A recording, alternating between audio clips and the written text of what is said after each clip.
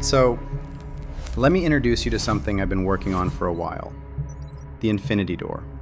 An Unreal Engine asset that I honestly built out of frustration. Here's the thing. Whether you're building a game, working on interactive architectural visualization, or just trying to prototype something quickly, swapping and managing doors has always been this annoying, time-consuming problem. Different door types, different animations, different setups, it adds up fast.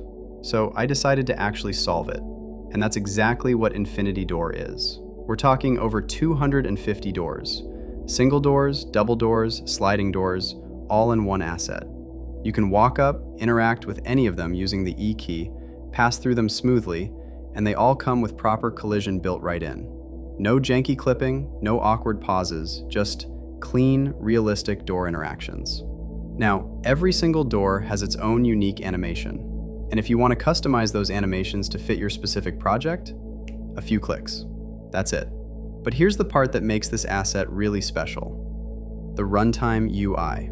You can switch between any door, literally in real time while the game is running, just by looking at the icon previews in the UI. Want to test a sliding door?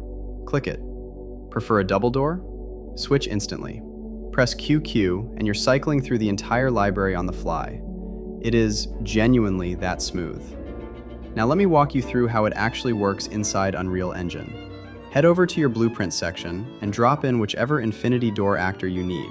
Single, double, or sliding, right into your level. Simple drag and drop. Then, when you run the Runtime UI during play, you'll see all your available door options displayed visually with icons. You just click the one you want, and it swaps. Instantly. And the setup? Even easier than it sounds. Open up the blueprint for any door, let's say a single door, and right inside you'll find the Runtime UI settings. You can see exactly which door is loaded, set a specific door by its ID number, and even limit how many doors appear in the Runtime UI during play. Because you probably don't need all 250 options on screen at once. Maybe just 4 or 5 that fit your project. Everything is clearly organized, clearly labeled. It genuinely takes minutes to configure. Look, I'm not saying we've solved every door problem in game development, but we have tackled the big one. Being able to rapidly iterate, preview, and swap realistic doors without rebuilding your setup from scratch every time. If this sounds like something that would save you hours of work, and I think it will, you can find Infinity Door right now on the Fab Marketplace. I'll drop the link below. Thanks so much for watching. If this was helpful, drop a like, share it with someone building an Unreal Engine, and subscribe so you don't miss what's coming next. I'll see you in the next one. Take care.